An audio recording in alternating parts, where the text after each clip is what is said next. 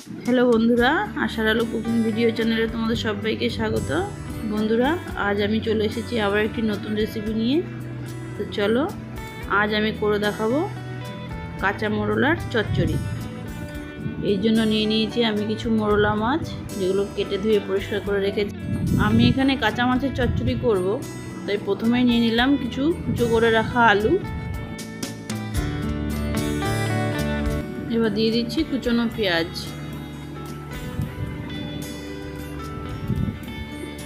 কাঁচা পাকা লঙ্কা, কুচনো টমেটো,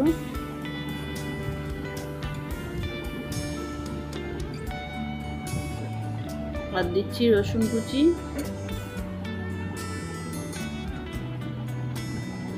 সর্ষে গুঁড়ো, ধনিয়া গুঁড়ো,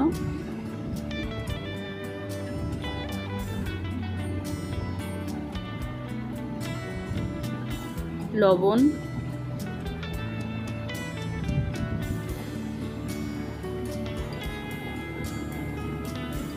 হলুদ গুঁড়ো,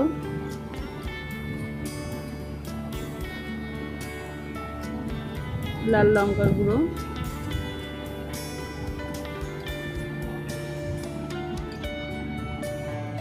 আর দিচ্ছি সর্ষের তেল। তেল দিয়ে ভালো করে মশলার সাথে মাখিয়ে নিতে হবে। এবার দিয়ে দিলাম আগে থেকে কেটে রাখা বেগুনটা আমি শেষেই দিচ্ছি। তারপর দেব মোরলা মাছ,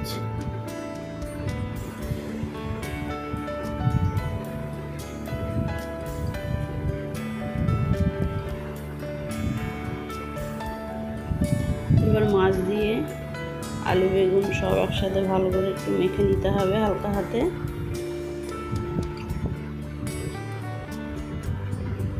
ভালো করে মাখা হয়ে গেলে এর উপর দিয়ে দিতে হবে ধনিয়া পাতা কুচি,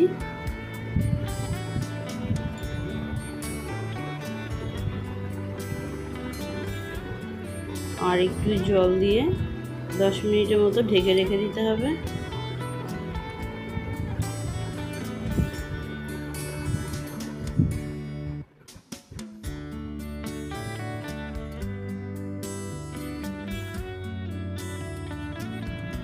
এরপর কড়া বসিয়ে দিয়ে তাতে সাদা তেল দিয়ে দিলাম, দিয়ে কালো জিরে ফোড়ন দিলাম।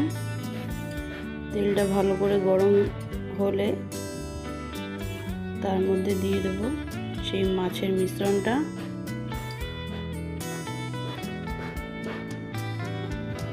এটা একটু ঢেকে ঢেকেই রান্না হবে, বেশি নাড়াচাড়া করা যাবে না।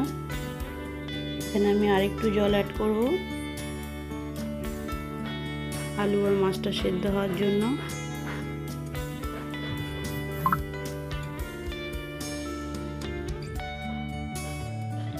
এবার একটু জল দিয়ে আমি ঢেকে দিয়ে রেখেছি। 15 থেকে 20 মিনিট পরে ঢাকা খুলে এরকম পর্যায়ে এসছে।